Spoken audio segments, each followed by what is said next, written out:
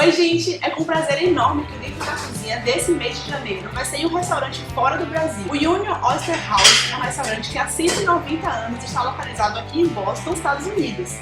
O chefe Rico de Fronzo, o chefe executivo aqui do restaurante, nos recebeu gentilmente e compartilhou muitas informações da história do restaurante, além do dia a dia dele. Ainda digo mais, muitas celebridades adoram passar por aqui. Mas chega de conversa e vamos conhecer logo esse restaurante? Vem comigo!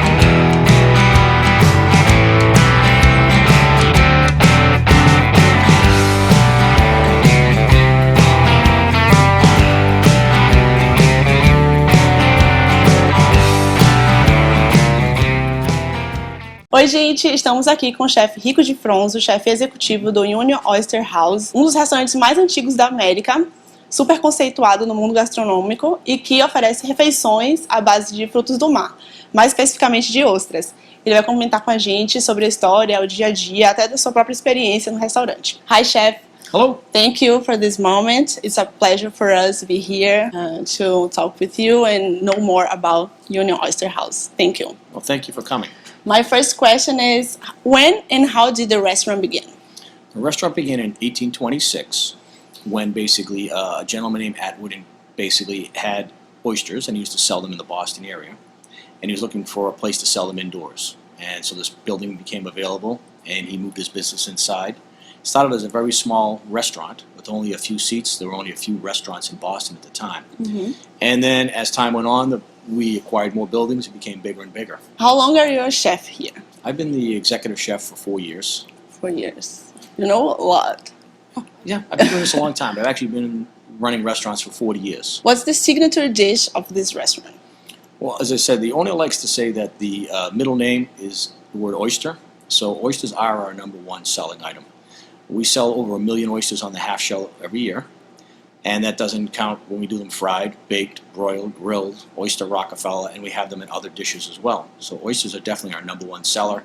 Then after that, it's our clam chowder. And then from there, it's just a variety of New England seafood. We sell pretty much everything from cod, scallops, haddock, and so on. Do you know how many dishes you guys serve per day here? Yes. At this time of the year, we do about 500 guests a day. In the summertime, we do about 2,000 guests a day. Oh, God. It's too much. Yeah. Well, the restaurant's big. We have over 500 seats. Yeah. We have 9 dining spaces.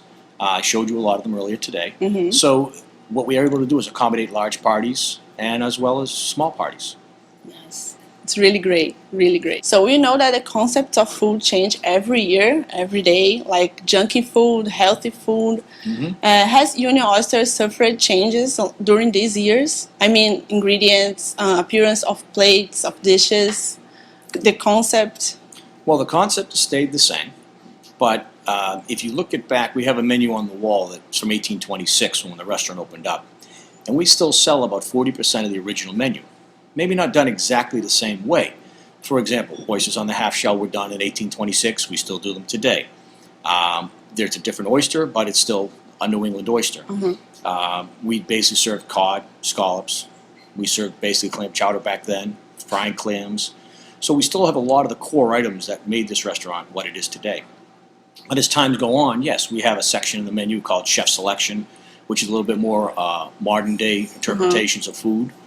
But if you come to this restaurant, you're looking at having New England fare, which is classic New England cuisine, and then some other things added in as well. Great, really great.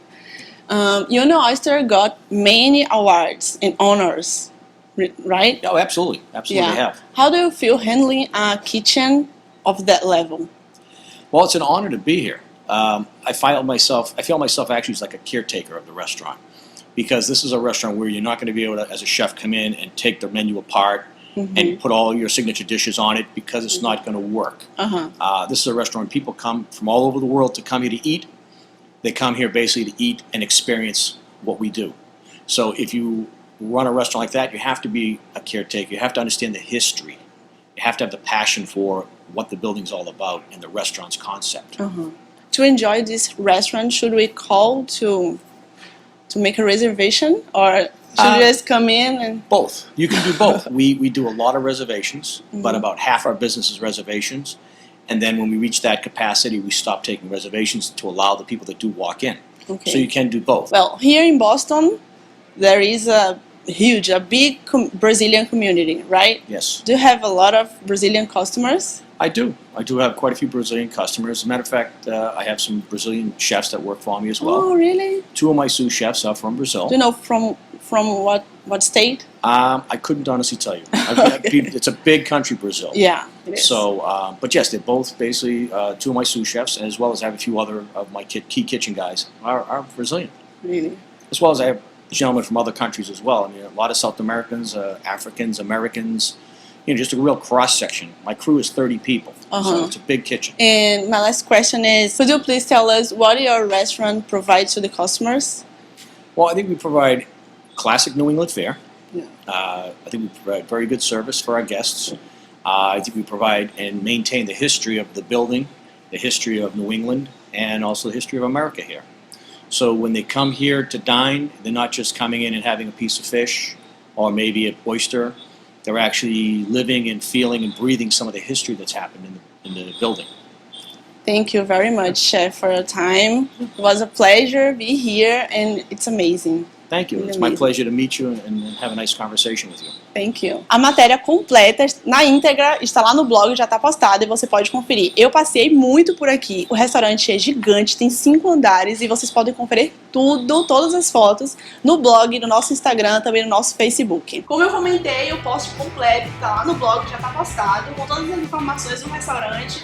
Caso você visite aqui nos Estados Unidos e venha aqui em Boston mais especificamente, não deixe de visitar o restaurante para degustar das maravilhas desse lugar. Nos vemos no próximo Dentro da Cozinha mês que vem. Beijo e tchau!